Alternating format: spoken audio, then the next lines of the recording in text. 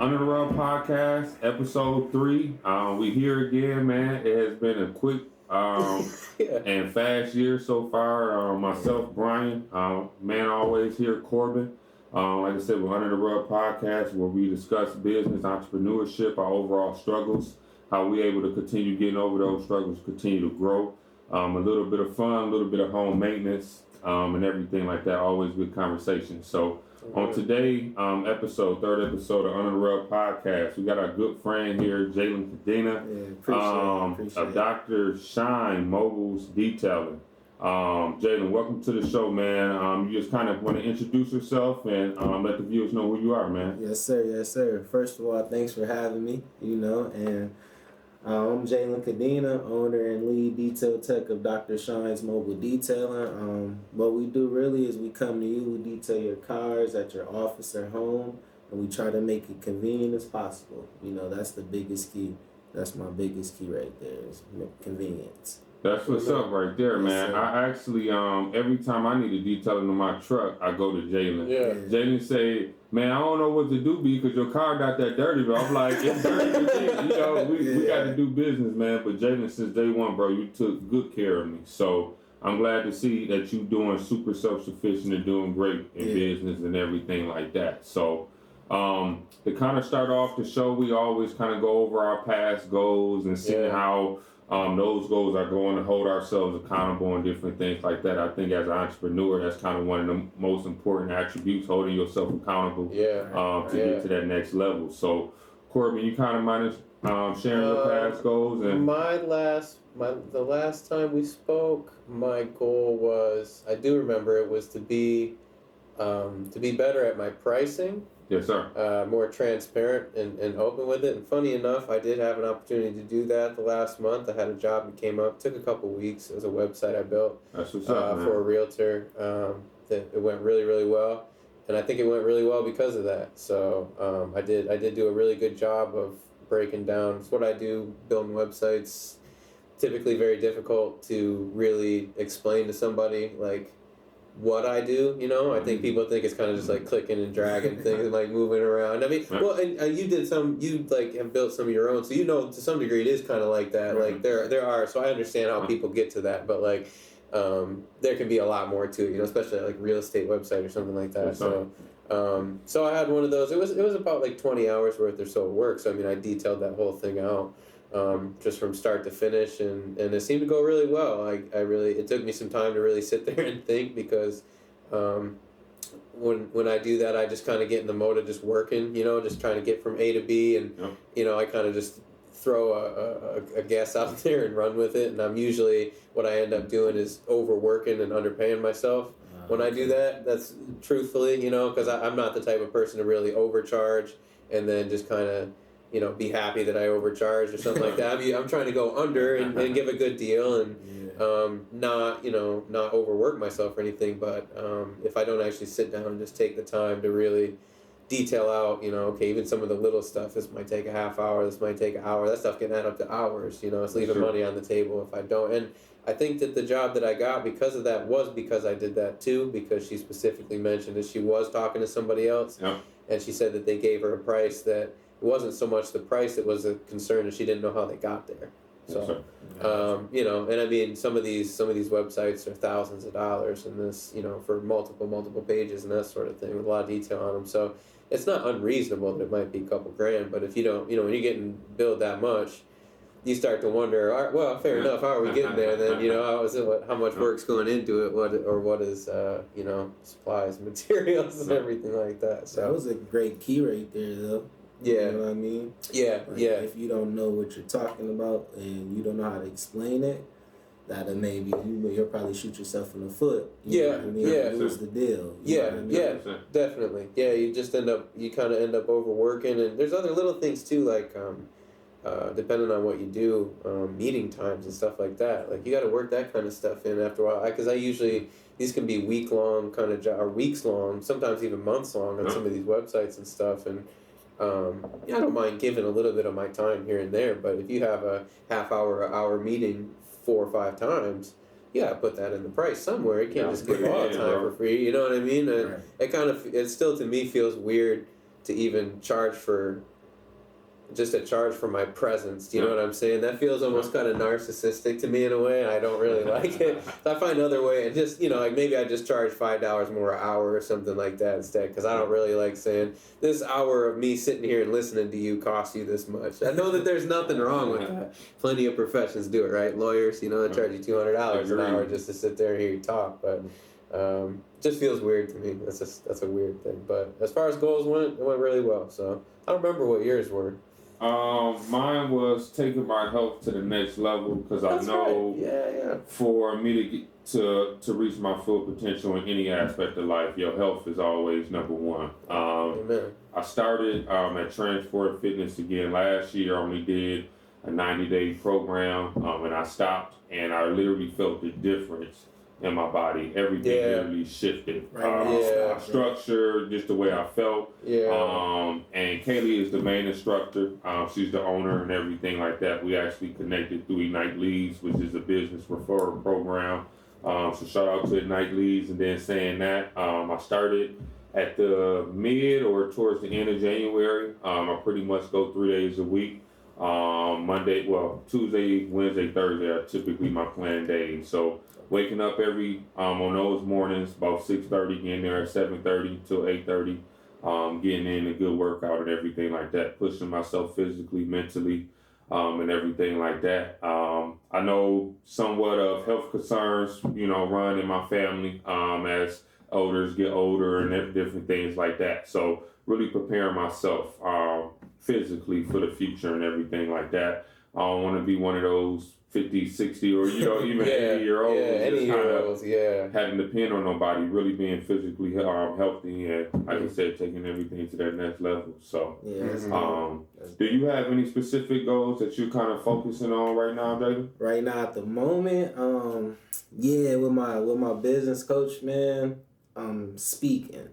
I'm trying to get better at my speaking, hence to why I'm here right now. You know what I mean? So that's so that's what we're going over next meeting, is being better speaking, because I've been getting some bigger accounts, and I've been, in offices and different meetings. Yes, sir. And, I'm getting... Kind of from like a sales perspective, you kind of want to get better at being able to... For sure, just coming in there and winging it, and, that makes sense. You got the charisma. You definitely I look like it. I try to look like it, but I'm working on it. But have you ever done anything like sales wise? Like, have you ever worked in sales or anything like that? No. So you have the charisma. Like you got a good personality. You're friendly. So if you work on that, you're gonna crush it. No question. Yeah. I did just little retail, wireless sales and stuff. I started working at Radio Shack when I was 19 or something like that. And when I was 19, I thought I was working at Radio Shack. I thought it was what you thought Radio Shack would be, little parts drawer type stuff, everything. Yeah. The whole reason they went under is because they started focusing on cell phones. So, and I didn't know this, and I started working there, and all of a sudden I realized really quick that their whole goal, from the top down, was just to get you to basically convert people into buying phones, because at the time it was the iPhone rush.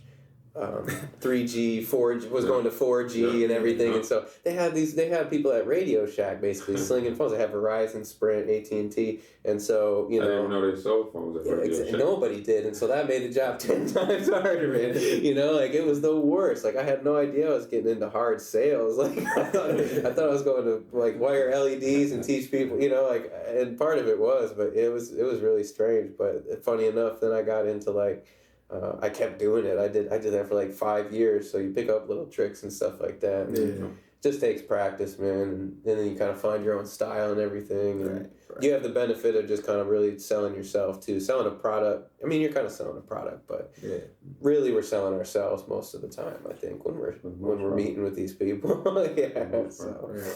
And that just takes confidence and consistency, bro. Yeah.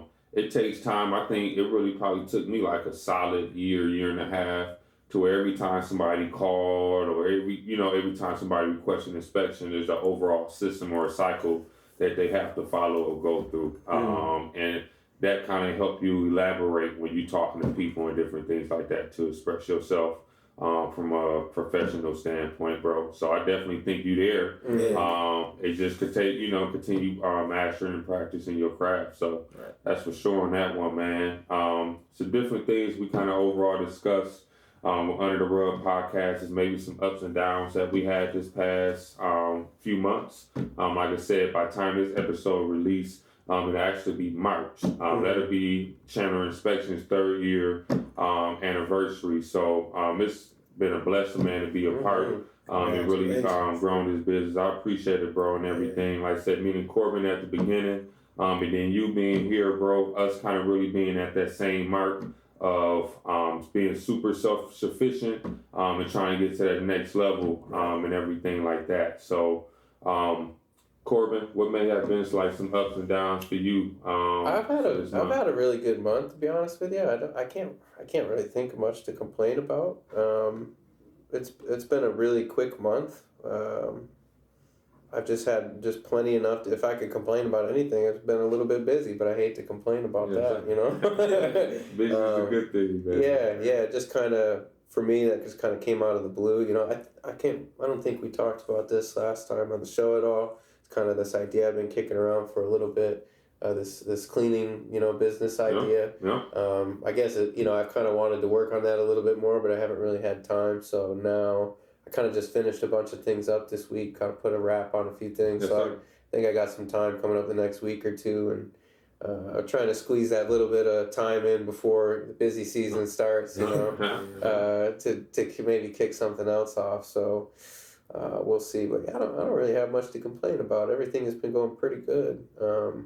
You mind going in depth for the viewers, a little bit more in depth, just kind of about the cleaning company, Yeah. So what I'm thinking about is basically just a cleaning company that's kind of focused on turnovers, be it rentals or maybe for a realtor who has buyers that are buying a house and maybe the house isn't really in the best condition. There's a lot of that going on right now. Unfortunately. You've seen it, and honestly, funny enough, I think a little bit of that inspiration from that comes from both of you guys, to be honest with you. I work with him a lot. I've seen how good you've done with something that is, I think you've done a good job of kind of just having, like, doing what you do and doing it again and again. I'm like, you know what I mean? And like just killing it. And I'm like, what I do primarily with a lot of the technology stuff, everything, it's really hard to scale.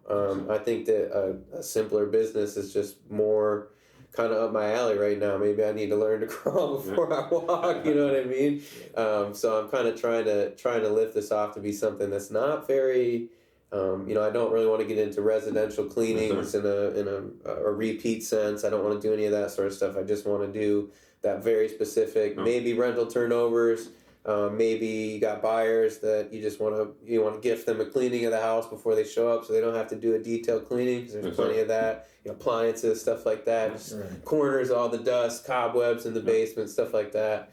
That's just something. We did a little bit of research. We talked to a few people, a few realtors that just kind of asked, if we had this service at this price, is this something you pay for? And 9 out of 10 of them said no question. So we'll see if they put their money where their mouth is, because I'm definitely going to give it a try. So and I'm planning on probably doing the bulk of that to start, just because it'll make it easier to kind of be a little bit more realistic about it, see what some of the shortfalls will be, see if I can come up with some sort of a process, because I want it to be something that I can do for a short period of time, get down, and then I know plenty of other people that would love to kind of take that sort of work on if the wage was fair. So that's why I'm kind of planning on charging, I wouldn't say a premium, but it's not going to be, I guess it wouldn't be cheap, and the service will be good. So that's the plan. We'll see if the market is good for it this year, and it would be really good to get this going in the next month or so, because everything picks up right in the spring, but the real estate market definitely picks up in the spring. So yeah, that's kind of the plan. I don't even have a name yet. I just got an idea. I've actually been struggling with that a lot to the point where I kind of just got all the details down, and I'm ready to just reach out to a few people and say, I don't even have a name yet, but I just give you a discount for a trial run, so I can kind of get my hands dirty, so to speak. So yeah, that's kind of where I'm at with it. Yep. That's what's up, man. This past month or just this year so far with Chandler inspections, from last year, I pretty much, like I said, month by month, go over my numbers. Like I said, once you kind of do that, it all becomes like a science or a math game. So this past year, from January to January, we've been able to increase by 30%. And so far in the month of February, we've been able to increase by 45%. So, like I said, continue staying busy, focused, and everything like that. The goal is always to get more and more work and more inspections for other inspectors, and different things like that to really be able to create those inspection opportunities, not just for myself, but for other people that kind of had that same fulfillment or love, and kind of helping others and everything like that through that home buying process. So, how about for you, Jalen? How has the start of 2022 been for your business? It's been cold, you know. That's been a cold winter. Yeah, I work outside, so you know, most of the time. Yep. So you know, with the winter being, it's been colder than last year for sure. You know, so. Is this your third year? Second year. Second year? Yeah. Yeah. So just being out there battling the elements and the snow and figuring out different ways of doing stuff. You know what I mean? So. Yeah. That's been my low, and also trying to find help. Really? You know, for sure. That's what I'm working on right now, trying to find some good help. You know, I got one person right now, but in April I definitely plan on expanding. That's what's up. Getting another van, so that's what I'm working on right now.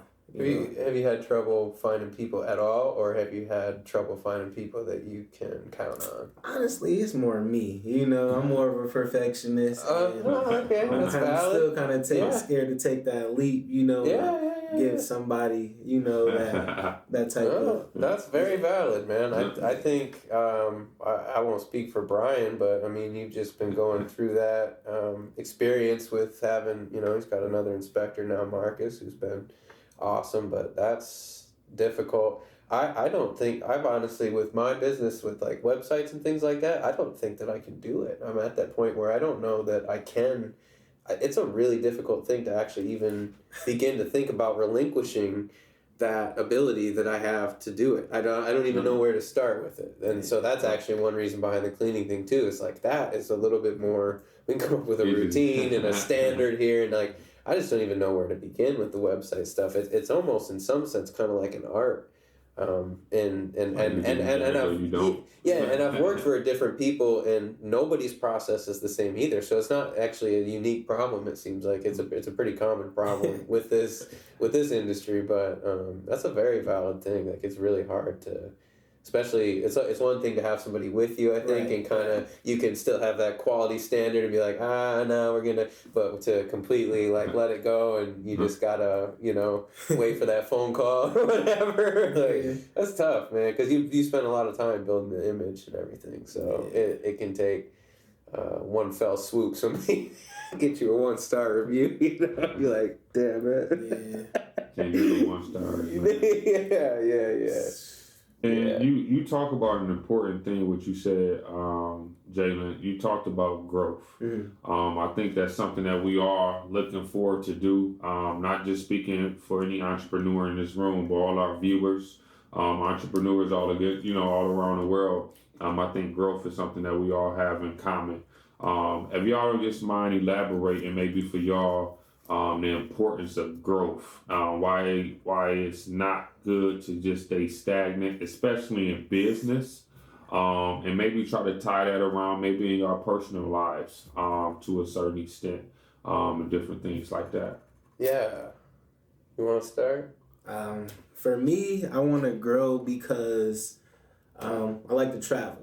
You know what I mean? And the big thing for me is vacations. I love to travel, man. So like one of my big like goals and what's gonna maybe make me tear up one day is when I'm in Mexico and I'm still making some money. You know what I mean? Like that's when I'm gonna feel like I'm doing something. Yeah. And and for sure, like, and being able to go to all my kids' sports games, not having to ask anybody to, like stuff like that, and still be making money. Like that's the deal. Like I can do this stuff now, but I can't make money while I'm doing it. You Yes, know, sir. so I want Dr. Shine's Mobile Detailing to be a couple places at once. You know, Have to, bro. You have to. So, Yeah, that's good. I like that. For me in my life, growth has been both the best and the worst thing at times. I feel like because I guess I wouldn't say the worst. It's definitely what's got me to where I am because I couldn't keep myself in a job for more than a couple of years because, and I mean I'm 30 now. I worked in retail and food and did a lot of things for 10 years or so, just different things, hopping around.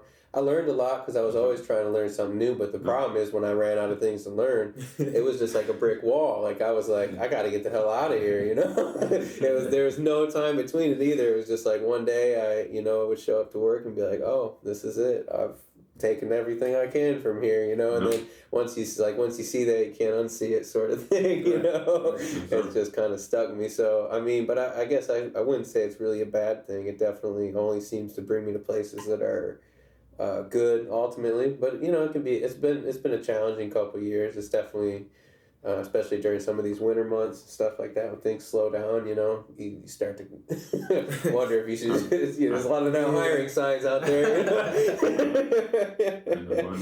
Yeah. But I just can't. I can't really find any enjoyment in a place if I'm not taking something new out of it, growing somehow, learning something, yes, sir. One way or another. So being in technology, there's always something to learn. So I do a lot of that, but otherwise, just now kind of being freelance and working on my own, I can do that bouncing around without really cutting any ties at the same time. I'm not working for anybody necessarily. I just kind of have shorter relationships and then move on to other ones, and for the most part, with the exception of a few. But so that's nice. It's almost like now my curiosity is a little more rewarded, to kind of spread my wings a little bit and do different things. So yeah, man. For myself, man, growth, kind of the same things you said, bro. Really about that family piece. Like I said, now I got a stepdaughter, but as I continue growing my family, getting closer with Monique and Monica, and eventually having my own one day, being able to step away, having those special moments and different things like that. As a kid, I remember the games my mom could make the game, could make it. I remember the games she couldn't, simply based off work and different things like that. I do think we were put on this earth to a certain extent to work. That doesn't always mean physical labor, right? A lot of us as people, we got that stigma. You have to trade your time for money, and that's not always the case. So for me, man, it was just really that start off piece, that failure isn't an option. And like I said, I was kind of creating my whole exit plan when I was working for GRPS and everything like that, bro. So during that whole time, to have kids motivate me, the ones I was around, bro, I think growth was always just bigger than me. Being able to show my little brother who get into home appraisals now, like I said, being able to share those special moments with Monique since she's in mortgage, I always kind of knew it was bigger than myself. So I really, once I digged into it, I didn't have no option but to grow because I felt like I owed that bigger than just myself. And like I said, that self-preservation piece. But if I can make other people feel that same way, or at least try to inspire them to give them that opportunity, it's cool to have one, but if you can have hundreds of thousands or even millions one day of the same type, I think that's how we break down different barriers and boundaries and different things like that, bro. Yeah. And they're kind of talking about breaking down boundaries and breaking those barriers. We kind of talked about it the other day with the Kanye West thing, when he kind of talked about doing something with the culture, or kind of being mentally different from our culture and different things like that.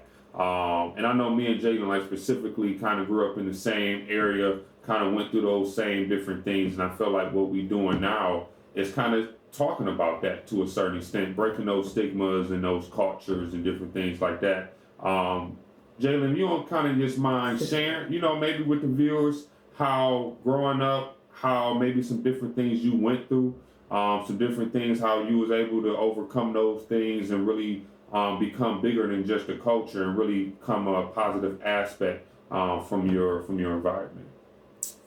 Let's see. Dang, B, that was a hard question, man. Okay, but for sure, let's see.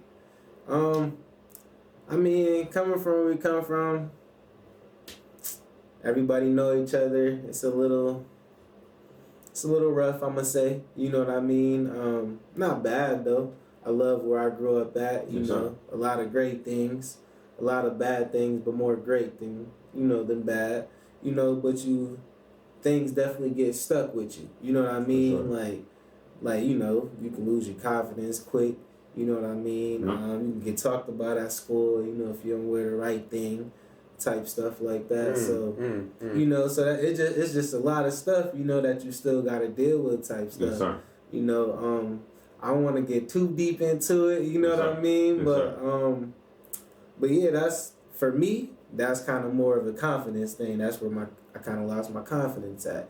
And me kind of growing my business and talking to different people, man. Okay, for instance, like what kind of builds me up is when I'm working in the car and this old man walking down the street, curious. I see him looking, I'm looking. Out of nowhere, he just peek his head in my van. Oh, you got a generator? Just real interested in what I'm doing.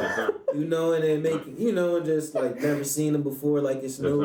And it kind of make me feel good, like I'm really doing something, because I kind of missed that. What back in the day, what made me feel good was like sports, so when I kind of lost sports and stuff like that, I feel like I kind of lost something to look forward to, and if you ever been like that, if you ever like look forward to something every day, like why I was good in school is because I knew I had a basketball game at nighttime. It wasn't because I liked school. I didn't like school, but I did what I could because I knew I had a game. I knew I had practice. You know what I mean? So so.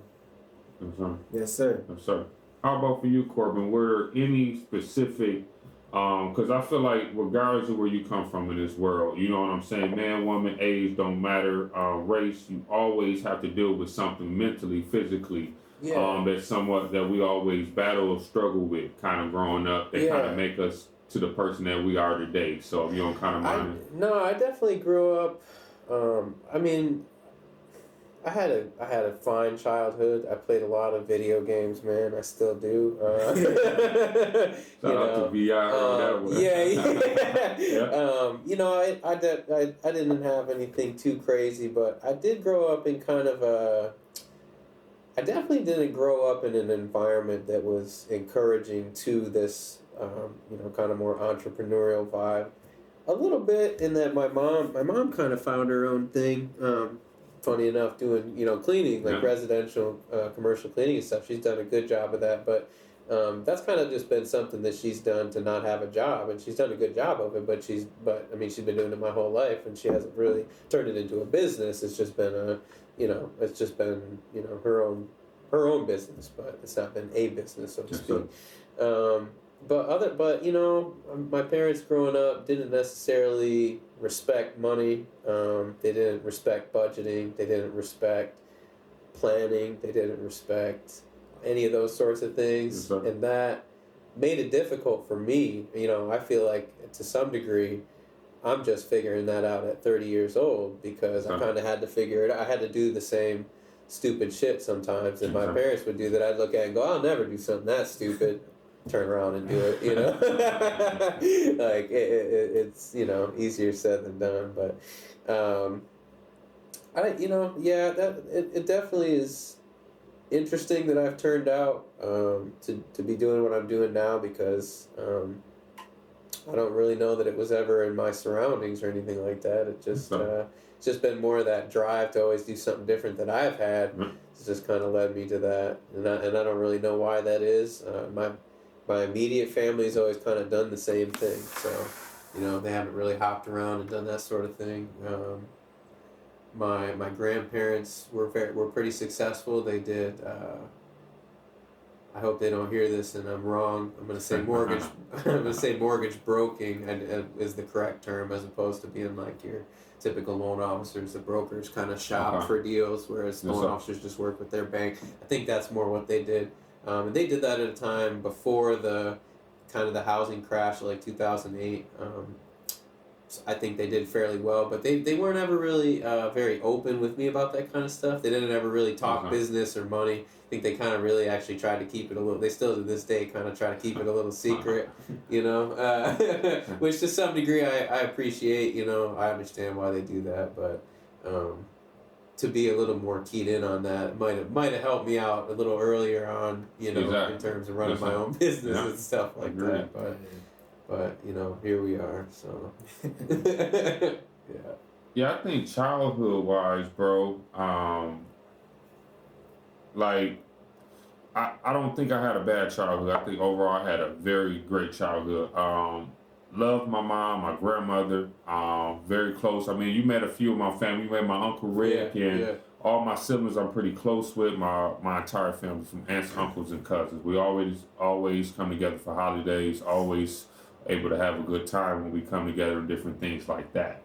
I think as an adult, certain things in your environment seem normal when you're a child, and when you get older, then you as a kid, you're on the inside looking out, so everything looks super fun. You want to get older and grow up. Now now you're an adult. Now you're on the outside looking in, and you seen the things that as kids that you thought was just normal, part of your environment, part of how the world's supposed to work. And you grow up like, man, you don't supposed to do that. Or as a child, I wasn't supposed to be exposed to that. I wasn't supposed to feel this way. You know what I'm saying? And don't get me wrong, I think as a child, you have to learn some type of adversity. You have to go through some type of struggle. But that don't mean, why can't that just be based on a scenario? Why can't we do some practice? So when it happens, I can face it as an adult. But don't mean it has to be something I have to live to stick with and then deal with and get some type of counseling when you get older. You know what I'm saying? Yeah. And different things like that. I think that was the biggest thing I can focus on more so with my childhood, was look on those things that I found that aren't normal, different things that you don't supposed to do. You know what I'm saying? Like I said, I never went without anything that I needed. But like I said, growing up, with a single mom and everything like that, obviously you had your advantages and disadvantages and things like that. I wouldn't take anything back, but that would be the biggest thing. Right. Just kind of look at you, like you said, being on the inside, looking out and out, being on the other side of the table. So, if you don't mind, Jalen, we're going to go deeper into the Dr. Shine mobile detailing, maybe sharing with the people exactly how long you've been in business and maybe your overall why, like how and what got you started with car detailing. Cool. So I've been in business about 2 years now. Why? I always wanted to work for myself, like I forgot this, but my friends brought it up. Like I was always out raking leaves, I was always shoveling snow.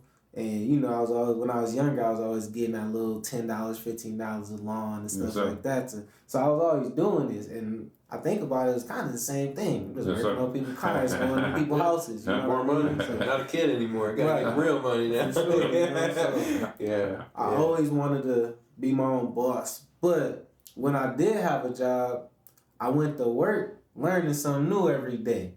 You know what I mean? Because I used to detail cars. I managed detail shops. So everything that I did kind of fell into what I'm doing now. Right. You know what I mean? And I used to tell everybody at work, like, when they used to do and come do the minimum, they used to wonder why I used to go hard and do extra. It wasn't because I was doing it for that company. It was because now if I got 5 or 6 cars to do in one day by myself, I can do it. Because I used to be doing it for $15 an hour. Yes, sir. You know what I mean? So I can definitely do it myself. So that's what I used to do at work, when I did have a job and stuff like that. So it's not bad having a job. You know what I mean? You just got to appreciate it, and you're getting paid to learn your skill. Did you ever find in a situation like that it became annoying how people around you did the opposite? No, because like I said, I manage a lot of people too. So you learn different personalities. So I learned some people, like being told what to do. Mm-hmm. Me, I didn't like being told what to do, so I always made sure I did the right thing. Some people need that structure. Yeah, but some people need it. Yep. And then, I learned that person. Some people just gonna come to work and do the minimum, so you gotta know how to. It's kind of like chess, not checkers. You kind of can't really get. And then how I learned that, this dude, he never stuck up for himself, and I kind of I like to. So I speak up for myself and stuff like that. So I told him, like, bro, you gotta start speaking up for yourself, even though you was right. And then he told me, he's like, man, my mom always told me to not be confrontational. Then it clicked in my head, like, the way people was raised. There we go. That's how they, you know what I mean? So then, I can't push him as hard. I can't. He not gonna take up for himself until he figure it out. But we were just talking about that. I hate confrontation. I absolutely hate confrontation. Yeah, that was really hard for me to get over because in retail, dealt with a lot of people that just are just rude and just out of line all the time, and it's only gotten worse. I cannot imagine working retail right now. I would have just quit. I'm sure by now I couldn't do it, but I definitely grew a backbone working in retail because after a while, you're just like, if I don't just say something, like, I'm just going to bottle it up or it's just going to get to me or whatever. And, like, why not? Nobody's going to, you get this crazy idea in your head of what's going to happen if you kind of like somebody's going to flip a table or something. It's like, nobody's going to do a damn thing, man. It's never going to get that heated, but people can be like that. I don't really know why that was.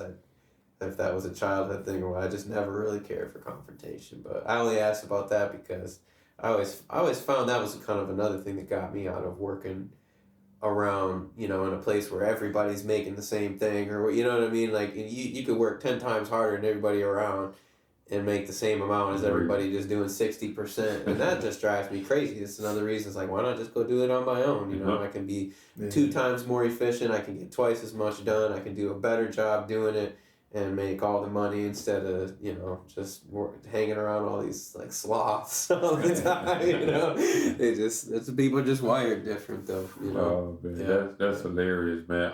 We don't mind to cut you off or anything like that, Jay. I think that conversation started, what you said about the non-confrontational. I was sharing with Corbin this past weekend. We had a special pastor at Grand Rapids First. So shout out to them. So we attend a Sunday service. I don't remember the pastor's name. Like I say, it was a guest pastor. I believe a younger gentleman from the Texas area, and he was simply talking about anger. He was talking about you have your stuffers, the people that's non-confrontational, and then you more so got your lashers, the people that instantly just kind of go off. And he said you have to have an overall balance, and as a human being, it's natural. And I think that's something that we all have in common is anger. Like you said, you're the total opposite. You're you know what I'm saying? You're going to speak up for yourself to where Courtney was like, all right, it's okay. There's nothing wrong. Like you said, you kind of got to have that balance and everything like that. But yeah, man, continue saying what you were saying. We don't mean to, like I said, cut you off or anything like that. You could have kept going. That was good. That was perfect, man. But kind of forgot what I was saying, honestly. No, you're fine, man. So like I said, we were basically asking you, you was telling us how long you was in business, and different things like that. You was sharing with us how you was working at your current detail shop and how that kind of prepares you to help you out where you are now. For sure. So, like, working with different people every day, being managers, and you just learn, you learn different stuff, you know what I mean? And I figured out, like, okay, like, COVID, that's when everything switched. We kind of got laid off because I kind of was posting everything I was doing, kind of like one day I just said Dr. Shine's Mobile Detailing on Facebook and never looked back. And then, like, even when I had a job, I was posting what I was doing at work, but I was making it look like I was doing it out on the street. Yes, sir. Nice. And like 3 months of doing that, people started hitting me up like, how much? And that's when the price list came. You know what I mean? And then that's when it kind of got serious because once you start making more money at your, on your side gig than your job, working less time, then you start thinking, you know what I mean? Hey, for sure. Yeah, both is nice, but yeah, for sure. But then when COVID hit, we got laid off for 2 weeks, and Kind of made like, I got laid up that 2 weeks and I made about what I made in like 2 months at, you know, my detail shop, and then I couldn't look back after that. I couldn't either. You know? Yeah, you know, so and then here we are today, you know, and yeah, that's understandable. you just got to be consistent, you know, every day. You just got to do something towards the business. I don't care what it is, but even if it's something small or if it's something big, you just got to work towards your business every day. And I feel like if you do that, man, good things going to keep happening for you. You know, because even when I get slow, and like you said, I start freaking out. Yeah, man, here come. You start thinking about jobs and stuff. And then out of nowhere, man, I start getting booked up for 2-3 weeks. Yes, sir. And then here I go again, man. Why wasn't I even thinking about a job? Yeah. You know what I mean? So it's the ups and downs, you know. I've been doing it for 3 years, man. Right. It's like, yeah. But I'm almost to the point where I'm not gonna have them up and downs, you know, because I'm gonna have a couple contracts that's gonna keep me, you know, keep me busy. Exactly. No. And then when I do have those ups, that's just busy. You know what I mean? But you know, so once you get yourself to that level, you know, that's when we need help, and that's when the growth come in, and that's kind of where I'm at right now, man. You know, so that's what's up, man. And so it's super dope. Like you said, starting off, it was just your side gig. Now, 2-3 years later, it's your full-time thing. You looking to add to your business. You know what I'm saying? So through those years, how were you able to continue to scale up pricing wise? I think we had talked about this last episode. Sean had mentioned because, like I said, being new business owners, and like you said, you kind of struggle with it, and I also struggled with it at the beginning, being able to really put an overall price tag on your value. How was you able to increase your price, however, continue adding value while you increase that price? So maybe like what's something that sets you different upon your competitors with your detail company? So what I did, and some people don't like this, you know, but what I did, I started small. But I did the same thing as everybody else. Yes, you know, so if I'm doing a full detail, I think my first year, my full interior details was like $100. Yes, sir. You know what I mean? But I was going above and beyond. Yes, sir. You know what I mean? But because I was always looking at the bigger picture, I never was thinking about the money. I'm like, if I do this and if they keep calling me back, you know what I mean? It's going to keep getting bigger and bigger. So I started small, and every year I just kept raising my prices, you know, to where it's supposed to be, because I looked at everybody else, they was like $100, $200 more than me. Yeah. So once I got everything in order, my website, you know, once I really got legit, then I got more confidence in myself, and then I started raising prices, you know what I mean? Reviews as well, you know, I was real big on reviews. Once I got more reviews than the company that's been out here 10 years, I can raise my prices, you know, to the same as them, you know what I mean? So, but I feel like you gotta go above and beyond, you know what I mean? Like, if something gonna take you 5 minutes and they didn't ask for it to be done, just do it. You know, if you're doing an interior detail and the headlights foggy, that's gonna take you 5 minutes, man. I used to do it. You know why? They ain't never gonna forget you.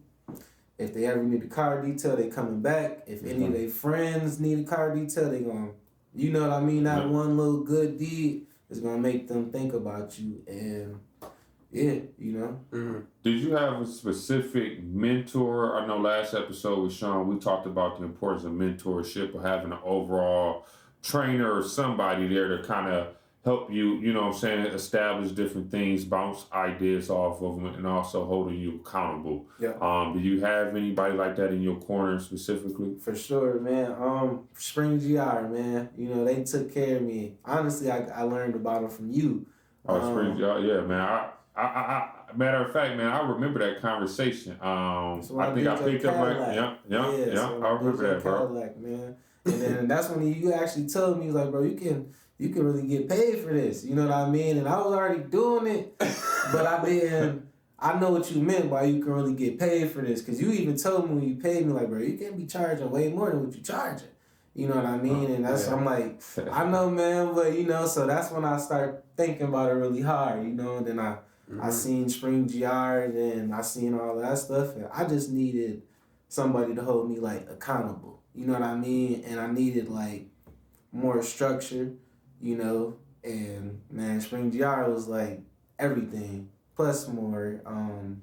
You know, my coach Chris Mathis, he take care of me. You know, anytime you call, he answer the phone. You know what I mean? He gonna tell you the right from wrong. You know what I mean? Chris. Yeah, shout out to Chris, man. For sure. Also, my coach Craig Claimer or Calmer. Yeah, for sure. That's my man too. When it comes to the numbers, he put you in place also. Because I kind of, I like to throw stuff out there. Yeah. Even if I know the answer to it, they gonna tell me again. You know what I mean? Yeah. But yeah, Spring GR definitely will take care of you. Building my website, you know what I mean? And it's kind of hard to go in depth about it, but if you got $100 and you got a dream, I would go to Spring GI. You know what I mean? Fair enough. Yeah, it sounds like a good program. Definitely. Yeah, for sure. They'll take care of you, and then the door is always open. You know what I mean? I'm the type of person, I don't like to call nobody until I got like an accomplishment or something like that. You know? Yeah, so yeah. But yeah, Spring GR take care of you. Do you find yourself hanging around people that also have businesses and things like that? Or do you find that, because I find that I don't know many people that do. I mean, I'm thankful to have Brian, and likewise, we have this office here, and there's a few people that are good friends of ours that are in here, and it's nice because every now and then, like sometimes every week, sometimes every couple weeks, whatever. We just always kind of have, like, everybody in here kind of runs their own business, so it is nice to sit down and have coffee or drinks or whatever with people. Good poker night. Yeah, poker nights, Right. whatever it may be. But do you have a lot of other people that you spend time with that are doing their own business and things like that? At the moment, not really. A couple people I know from Spring GR, my coaches, but not really, man. And yeah, I find it's like everybody kind of knows what you mean when you say a gym buddy, right? Like you got a gym buddy, you keep each other accountable, sort of thing. I feel like that's helpful in business, man. To have. I mean, I feel like there's honestly, I don't know if I've ever told Brian this, but sometimes I don't want to do a damn thing, but knowing that we're gonna, that he's gonna go through with it, I'm like, I'm not gonna let him down. You know what I mean? And that's the whole part. I appreciate that quote. I appreciate you, man. And that's the truth. Like I just I'm blessed to have met him because he just tends to do that to people, But I think that just having that accountability, Teamwork, partner bro. or whatever in peace, which I'm sure either of us are always open for you, man. If you ever need to hang or something like that, It's good. It's definitely good to have because there's just sometimes like you can talk to people about business, but if they don't really have business, then all they can really do is listen and maybe offer a little bit of advice, but and probably with good intention. But we've talked about that before. Sometimes it's just not helpful. It's just not helpful. So that's been one thing that's nice to have our business accountability buddies for sure. Yeah, I think Spring GR definitely did that. But like I said, me and Corbin met going back About 4 years. Yeah. Because I met you. Yeah. Well, maybe this is 3 years for us. Yeah. So about as long as you've been in business. Yeah. So I met him shortly after I got my license. Was starting up everything. Yeah. And then it's crazy hearing your story about Spring GR because it was that same thing for me. First year, like most businesses, struggled. Chris recommended Mathis. We got the same coach and everything like that. And hearing his story and Craig, how they was able to help you is kind of the same here, bro. With that blueprint, they give you that accountability. They teach you and they walk you through that process of the things they done, how they would have done them better, and giving you credit during that time as well. So Ty, Arlene, Randy, the whole Paul, man, they're just a bunch of beautiful people, man, in general, in and out. So definitely shout out to them. Something that we typically talk about in our show, this is somewhat, like I said, it's Under the Rug podcast. We also talk about the things that get swept under the rug from a home maintenance standpoint, real estate standpoint, different things like that. what may be your under the rug moment when it comes to your cars detailing? What may be like one of the worst cars you detail, or that story that kind of stick with you since you've been detailing cars? Man. Because I know you had to see some bad cars, man. I've seen a lot of bad cars. Okay. All right. I'm driving out. I want to say somewhere in the country, man. So I want to say either Hudsonville, Ada, but in the country part. You know what I mean? Okay. So, Yeah. So I'm driving, and it was like a scary movie. You know, like the trees are leaning, and it's a nice summer day, but you go through the driveway, it's dark. You know, like I said, I'm going through the woods, and so it looks scary. It looked like a scary movie. So I'm like, okay, you know what I mean. So I get back there. It was a minivan. Older woman came out, real nice lady. You know, she opened the van doors. I mean, pet hair, food. You name it, it was in there. Oh, wow. Yeah, and then it was a customer with a coupon, you know, so that was even, you know what I mean? Yeah. I had the upcharger, you know, but just the car just had just food and just everything in it. As in, like, uneaten leftover food, kind of? Old groceries that was just rolled under the seat, you know, sandwiches. Wow. So she basically just hadn't cleaned her car probably months to a year type of deal. You know, you can tell she got grandkids and... Well, how much do you upcharge for something like that? Back then, that was like my first year. Yeah, you know what I mean? Not enough. Probably like $50. Probably should have charged her for two details, basically. Yeah, man. But yeah. Making a long story short, again, like me not upcharging and me just doing a good job, you actually paid me like double for the job. See, that's really And see, that's where sometimes that hit it like bull with the head on, you know, like that approach isn't always good, man. Because she told me after I did the vehicle, she was like, I knew it was gonna be bad. I just didn't want to scare you off. So she knew. She knew she set me up. She set me up. But she took care of me though. I gotta say to anybody out there listening, listen, I'm not. I don't want to talk bad about anybody, but I personally like. There's a certain level, like I'd have somebody detail my car, but if I knew that it was that bad, I would be kind of ashamed to have some. I would clean some of it out before I would have somebody. You know what I mean? Like that seems like such a vulnerable thing to me to open up your car like that and you got all rotten food. So you put a big target on your back. Yeah, just it's so interesting to me that somebody could just be like, okay, you know, like go have at it, you know, and just not feel any sort of. And to get in and out that car every day. Yeah. How could you put groceries in a car that's that? Yeah, at a certain point, I feel like you're creating sickness. to a certain extent. To a certain extent, man. Yeah, I don't know. To each their own, though, man. To each their own. I just, you know, a little dirt, a little mud, you know, French fry falls in the seat. I understand things happen. Right. You know, like, I get it, but that's extra, man. Yeah, that's crazy, man. I've been in those situations on inspections where I've been in some real areas. Some houses, it looked like some spooky houses and stuff. Me and Corbin have been on an abundance of houses, whether if it's some roaches, whether if it's the tenants just being there because sometimes the landlord, the owner is selling the place, but the renters are still in there. Okay. Sometimes the renters are not all, I wouldn't say uncivilized, but you know, or you know, the inspections, they just prevent a lot of things from getting inspected to a large point, and different things like that. I can think back even to a situation. You were there at the duplex. I think that's the one I'm thinking of right now. And the guy was following me around the whole time. And he wasn't the owner. I mean, he wasn't the renter. He was the renter friend. So we went through the inspection after you left, bro. I think I told you the story. So I always get there the first 2 hours before my clients do. Okay. I thoroughly inspect everything. They come the last hour. I basically just track my footsteps and explain everything to them. The renter called this guy friend, said, "Oh, they trying to get back into the house." And he was like, "No, don't let them back in or something." Either way, we find up getting in. The guy threatens us and say, "If you guys don't leave, I'm coming back." So we just end up leaving.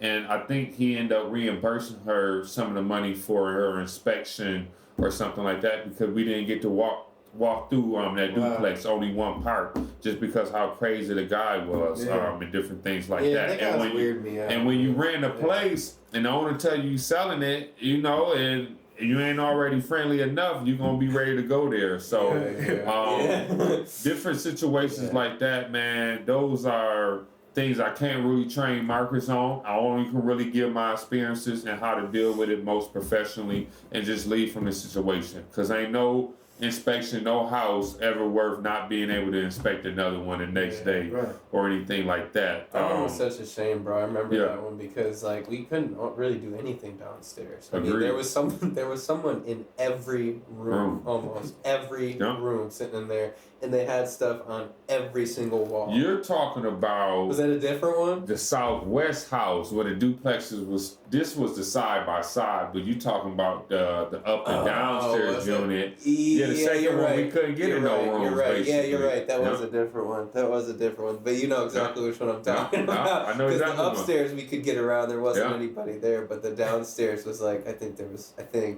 they had a lot of mold in the basement. So I think she walked away from that property. Yeah, so probably for the best.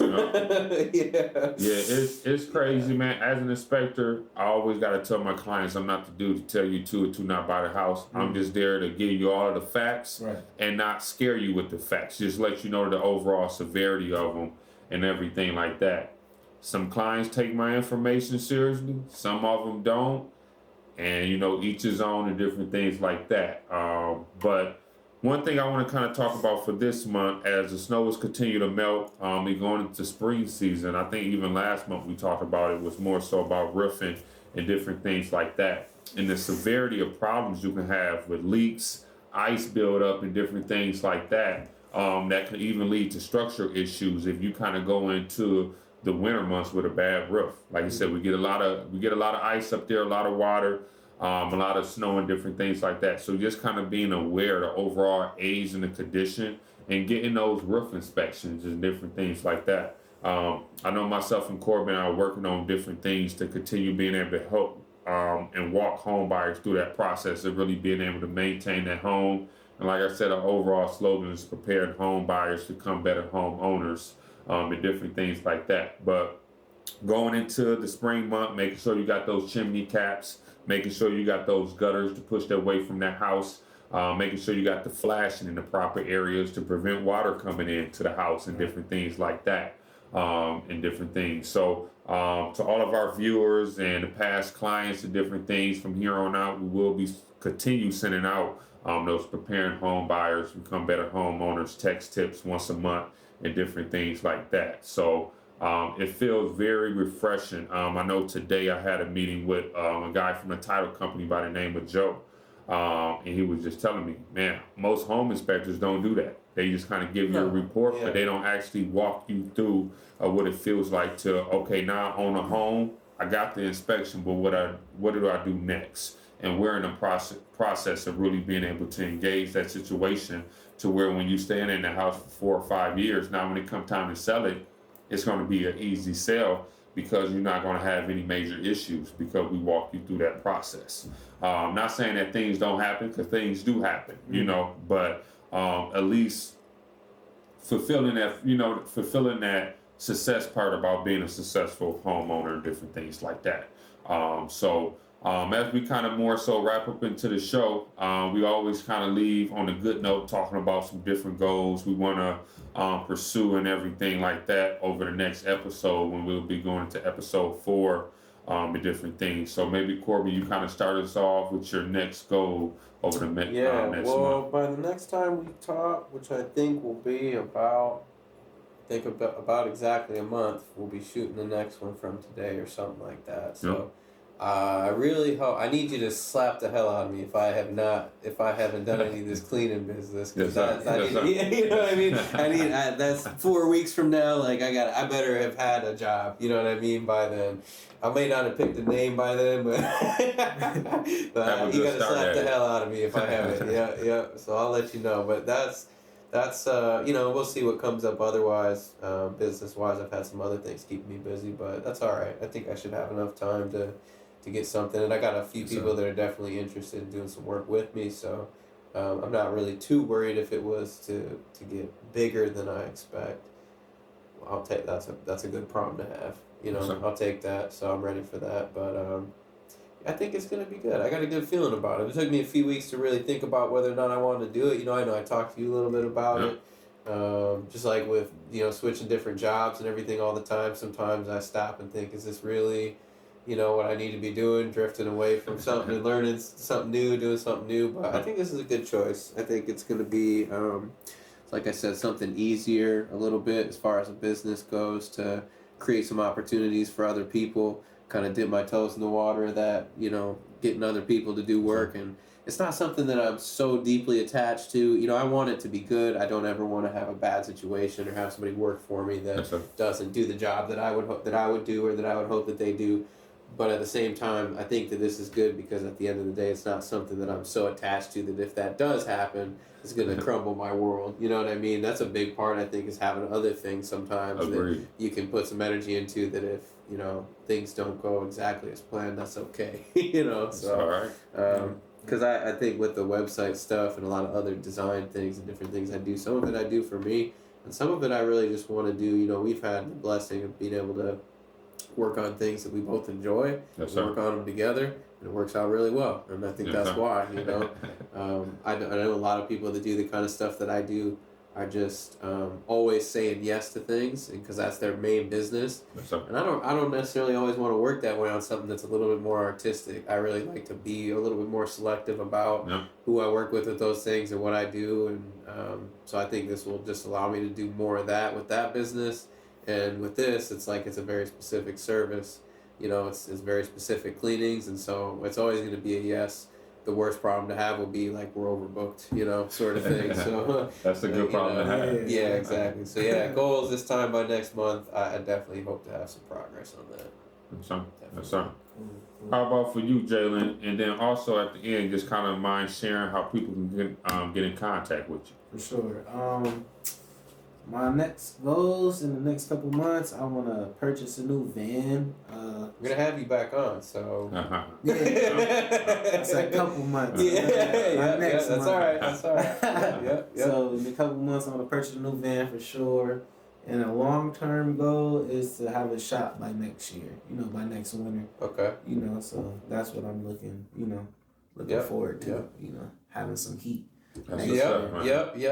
Maybe do a few more in the shop during the winter. Yeah. Charge a little bit extra if you want me to be in the snow. Yeah. For sure. I bet. How to find me? Dr. Shines Mobile Detail on that Instagram. Jalen Cadena on Facebook or Dr. Shines Mobile Detailing on Facebook, whichever one you like. You can look us up on Google. If I ever detailed your car, you can go leave a review if you want to. Please do. For sure. 5 stars only. Yeah. Look forward to us. We revamping. About to hit the internet hard. Kind of slowed it down for a minute because I wanted to get my picture right and just get my whole little outline and outlook on what I was gonna do. But now since it's about to pick up, I'm about to hit the internet hard, marketing, and trying to land these contracts that I got up my sleeve right now. And yeah. Is that like with like dealerships and things like that? We say contracts, that sort of thing, bigger like fleet type. Yeah, fleet type stuff like that. I'm trying to think outside the box. Because it's a lot of stuff you can detail, man. It's not just car dealerships. It's not just. Oh, you were doing that boat the one time I saw they're doing some boats, man. Yeah, that's 100, man. Yeah. Those probably are. Those look like they could be tough sometimes. There's a lot of shit you got to scrub off the boats, man. You gonna be dirty. Yeah, all white on the inside and everything. Of course, Yeah. Those could probably be the worst. Good, man. Good. Yeah. Just look forward to seeing a couple vans rolling around this summertime. That's what's up, man. We'll put all your stuff on the website too, for sure. Yeah, that's for sure, man. I'm glad to hear all the success, bro. We pretty much stay in touch, I know, throughout the years. Yeah. So if you ever get that text message of me holding you accountable, just know it's all love and respect, bro. And then maybe even after the show, we book a date in April to have you detail my truck again, like always, bro. So. My main goal, like I said, just kind of wrapping up the show going into next month. is to get my full potential and effort into the 250 project.